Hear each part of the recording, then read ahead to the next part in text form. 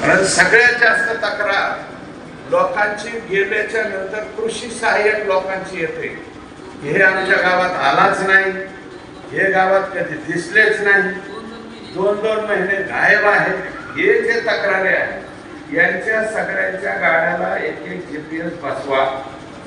मोटरसायकलवरच जात असतील ना बहुतेक, नाही तर त्यांच्या मोबाईलला ते बसवा, हे हिंदे का नाही ते बघायला. गावात गेले का नाही बघायला काय तंत्र वापरू शकतात ते वापरा. आणि हे ह्या गावामध्ये गेल्या किती वेळा गेले, आठवड्यात किती वेळा गेले, त्यांनी गावात जाऊन भोंगा लावलाय का, माईक हातात घेतलाय का, तो बोललाय का, त्याला म्हणत तुझे फोटो काढ. या गावात गेला ना तू, 10 लोक येऊन बसू द्या तुमच्या पुढे, 15 लोक बसू द्या, आणि त्यांना तुम्ही 100% हे जे आहे ते ओरडून सांगा.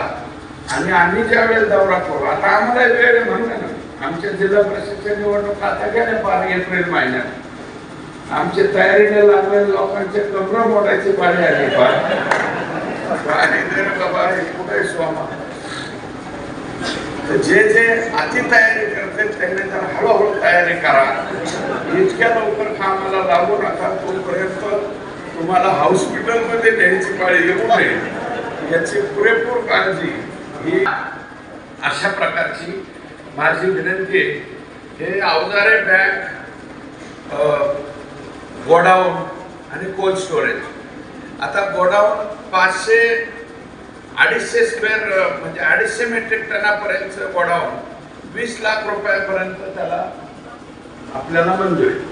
माझं म्हणणं आहे की पाटोदा तालुक्यामध्ये आमच्या दौला वडगाव सर्कलमध्ये आता बऱ्यापैकी मोठ्या प्रमाणामध्ये सोयाबीनची वाढ झालेली आहे. इकडे पाटोदा तालुक्यामध्ये तर सगळं सोयाबीन आहे. 250 मेट्रिक टनाचं गोडाऊन करा, 20 लाख रुपये खर्च आहे आणि 12 लाख रुपये सबसिडी. मग आता 12 लाखाची सबसिडी असल्यावर तुम्हाला फक्त शेतकरी बचत गट, महिला बचत गट आणि फार्मर प्रोड्युसर कंपनी एवढी स्थापन करायची, तुमचं तुम्ही करायचं. तर माझं म्हणणं आहे की ज्या गावामध्ये सर्वाधिक सोयाबीन होतं, आता बाळू लोकसभेच्या वेळेस तुमच्याच गावात म्हणलं ना आम्हाला हे ह्या वर्षीचं सोयाबीन, हे त्या वर्षीचं सोयाबीन आणि हे त्या वर्षीचं सोयाबीन, हा किस्सा तुमच्याच गावात झाला. आणि असं बोलून तो माणूस डायरेक्ट म्हणला की आम्ही तुम्हाला कसं काय मतदान करायचं. म्हणजे त्या शेतकऱ्यांनी टाकलेला प्रश्न, त्यांनी विचारलेला प्रश्न बरोबर होता, निरुत्तर व्हावं लागलं. तर तो म्हणला का मतदान करायचं तुम्हाला, आम्ही 3-3 वर्षाचं सोयाबीन जर घरामध्ये ठेवायची पाळी आली तर तुमच्या पक्षाला मतदान का करायचं. आता हा परखड सवाल होता. त्याला म्हणलं आम्ही की बाबा ठीक आहे, आम्ही काही दिवसात मार्ग काढू. ठीक आहे म्हणलं, जाताना त्याने आपलं पाणी त्याने पाजलं आम्हाला, म्हणजे चहा म्हणलं चहा नको बरं का, पाणी पाजलं यातच समाधानी आहोत म्हणून आम्ही पुढं जातो.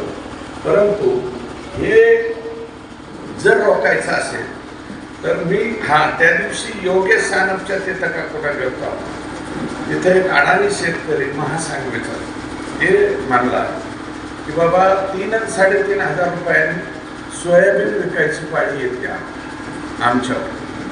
म्हणलं का, ते म्हणलं शेतकऱ्याची नड असते, नड एकदम सामान्य शेतकरी होता, त्याला काही राजकारणाचं हिम्मतराव आम्ही सगळे लोक बसलो.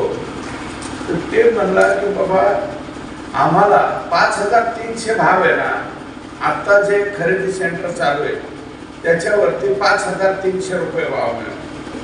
आता माऊलीचीच एक संस्था आहे, मला वाटतं तुमचं चालू आहे, त्यांनी एक आणलं होतं, त्यांचं चालू आहे. काल परवा खरेदी विक्री संघाचे ऍक्टिव्ह झालेलं आहे, त्यांचे एक आहे. आणि हे खरेदी चालू आहे. 5,300 आता मिळतात. आम्ही शेळ्या आणायला गेल्याच्या नंतर त्या महामंडळाच्या तिथल्या शेळ्या जर घ्यायच्या म्हणलं तर त्यांचं वजन 12 ते 14 किलोच्या वरती नसतं. आणि ती शक्यतो तिथं टेम्पोत भरली तर त्या शेतकऱ्याच्या दारापर्यंत जाईल का नाही याची पण गॅरंटी, म्हणजे त्या भूमिहीनाच्या गोरगरिबाच्या दारात जाईल का नाही याचा भरोसा नाही.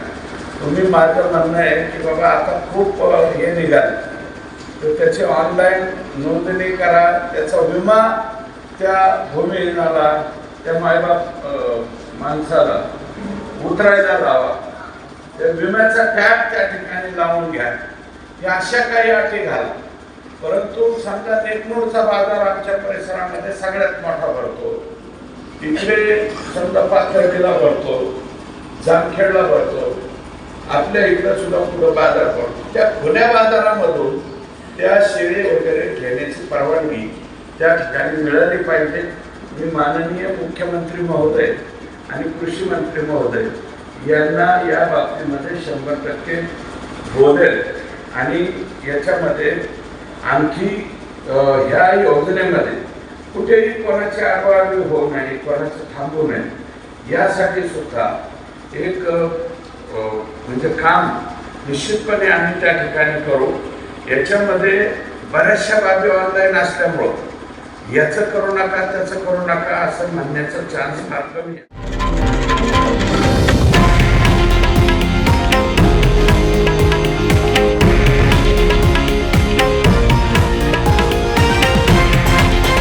हे आहे देशातील नंबर 1 न्यूज नेटवर्क आणि आपण पाहत आहात TV9 मराठी, एकमेव.